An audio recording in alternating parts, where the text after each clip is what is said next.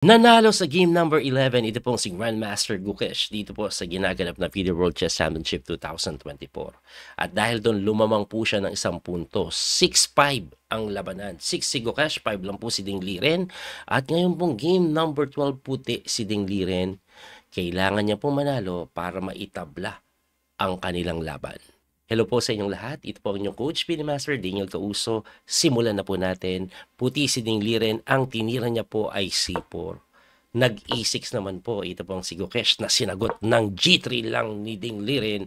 So parang English opening po yan na Agincourt defense.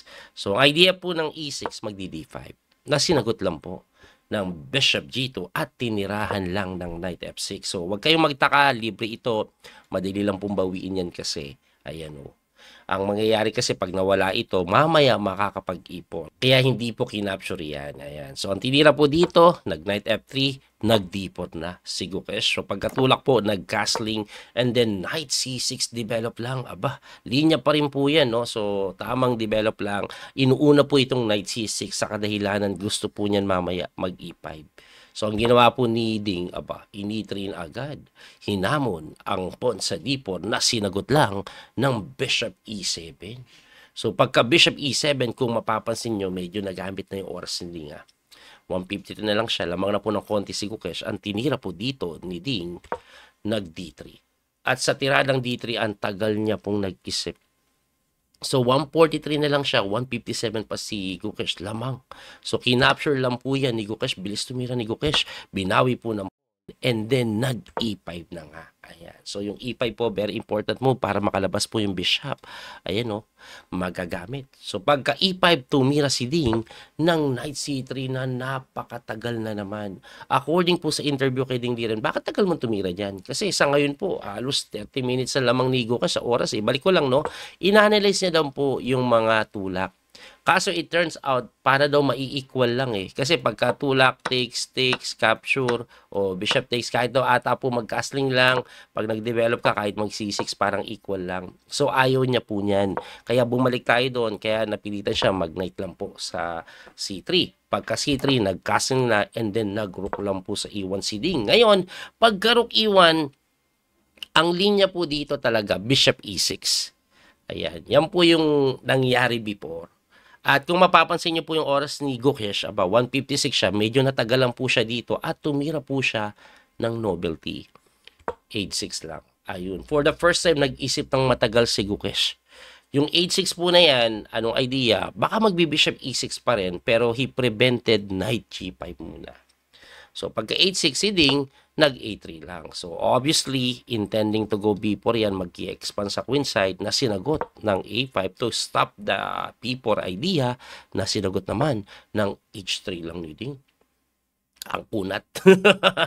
Dalawang bagay ang nakita ko dyan eh. Isa, ayan o, bine-prevent po yung G4. Pangalawa, baka gustong dalhin dito yung king. Kasi common yan sa ganyang setup na may bishop G2 eh. Anyway, nag-bishop E6 na nga, and then, nag-king H2. Yun ang plano pala talaga. Sinesafety lang na gusto yung king. Tumira po ng rook B8 na kung saan, ang tagal nag-isip ni Gukesh, pero hindi ako sigurado sa rook B8 na yan. Unang-una, hindi ko maintindihan during live bakit niya ginawa. Pero napagtanto ko na gusto niya pong italon yung knight. Kasi pag kumapture yan dyan later on, mabubuksan to, may kain dun. Kaya dinipensahan niya. Ngayon, pagka rook B8, tiniraan lang ni Ding ng queen C2. Ayan. So, very important queen move para po dito at maidipon na later on. Ang ginawa naman ni Gukesh, tagal din nag-isip, nag-rook E8. Ayun, medyo dumidikit na bigla yung oras. Kanina, sandamo kayong lamang sa time. Pero ngayon, ilan na lang ba yan? Mga nasa 13 na lang po yan, no? Anyway, pagka rook E8, sinagot lang ni Ding ng knight B4. Ayun. So, hindi kasi tumalon agad eh, no? Bakit? Nilagay mo na yung tore para preparasyon kung sakali mabuksan yung E-file. So, nakapag knight D4 si Ding to prevent po yung talon sa knight D4. Okay? Anyway, ang accuracy po nila nung tiningnan ko po during this time, taas. 99.2 po ata si Ding and 98.6 si Gukesh nung tiningnan ko. Anyway, ang ginawa po dyan, nag-bishop F5. Ako, sobrang accurate pa rin. Puro number 1 engine move yan. So, kung mapapansin nyo, binibigyan pressure po yung D3 na dinipensahan ng rook D1. Pagka rook D1, eto, umikot knight D7. Si Gukesh na hindi daw siya ganun kaganda. Hindi siya mali, pero ang engine suggested move, ibalik ko lang po ng konti, pasensya na ulit, pabalik-balik, bishop F8, para lang po mabuksan ito. So, yung knight D7 with the idea of knight C5, aba, medyo maganda din naman talagang tingnan eh. May pressure na binibigay dito. Pwede ka pa magtulak, tapos knight B3. Diba? Pero dito po, alam nyo ba kung ano ginawa ni Ding? Tinira niya po yung number 1 engine move na nakakabigla. Kasi kung ako po tatanungin, parating na po ito, igagalaw ko talaga yung reyna. It's either dito or dito.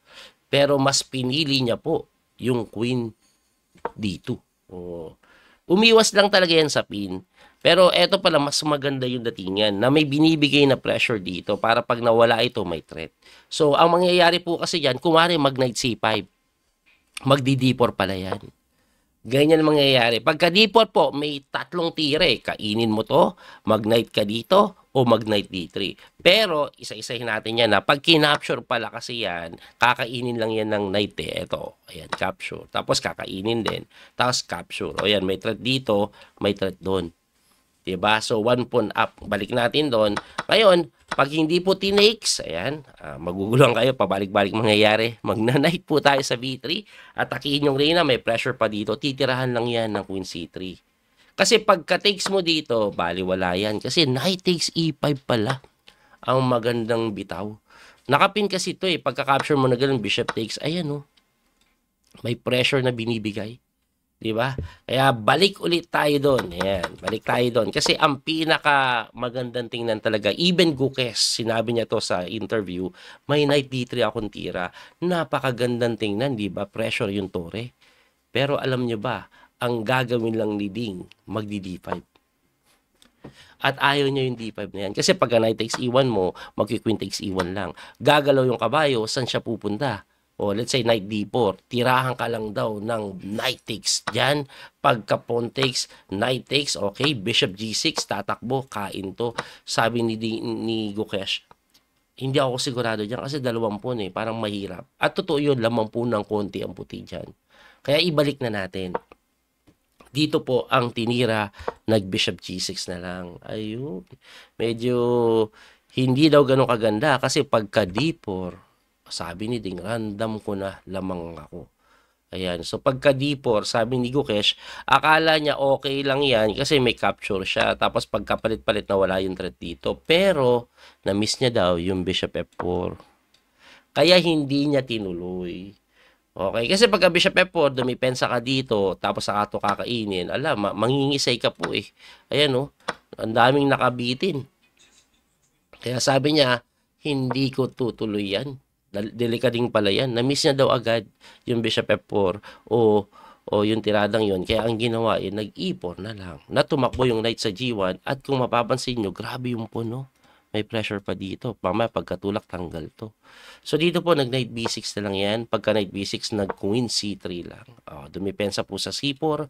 Nag-bishop F6 na sinagot lang po ng queen C2. O umiwas. Kasi ito yung threat nun eh. Hindi niya maitulak dahil nakapin. Nag-A4 naman. Ayan. Ang play niyan sana ganito. Pero sinagot lang po yan ng knight D2. At kung sakali man no, na mag-knight ka dito, titirahan ka lang po ng C5. Pag pumasok daw po yung kabayo, titirahan ka lang ng knight F4.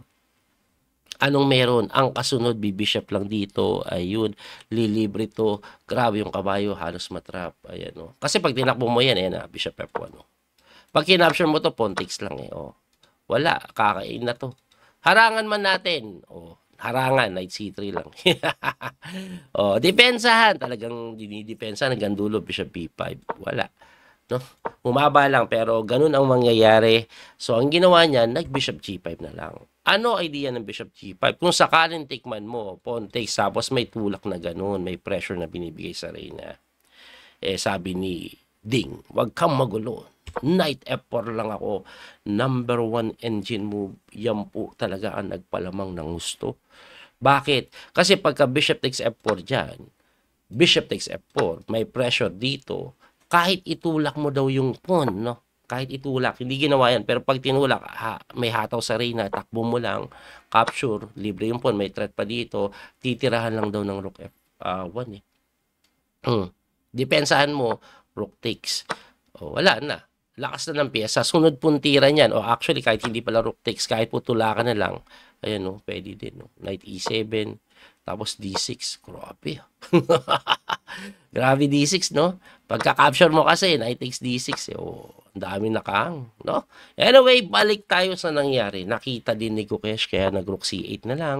Queen C3, umiwas na. Nag-Knight B8, and then tumira na nga lang po dito ng D5. Si Ding. Pwede na din kasi to, trap na eh. Pero sabi niya, eto kasi walang counterplay talaga. Ipit eh. So, nang ginawa niya na Queen D7, pagka Queen D7, ayan pala plano, tulak ko. So, pagka C5, hindi pwedeng kainin pagkakain kasi takes, ayan nakabukas yung pyesa. So, ang ginawa niya, nag-Knight C7 lang, nag-Rook F8, and then Bishop takes E4, malinis, isang po ng kalamangan, nasa move 29 pa lang sila, less than 10 minutes pareho ang oras. So, tumira po ng Knight C3 or Knight C6. Umatas lang yung Bishop. Tumira ng Rook doon. Tumira ng Knight D5. Wala na. Pagka Knight D5 kasi, may threat po na ganito na eh.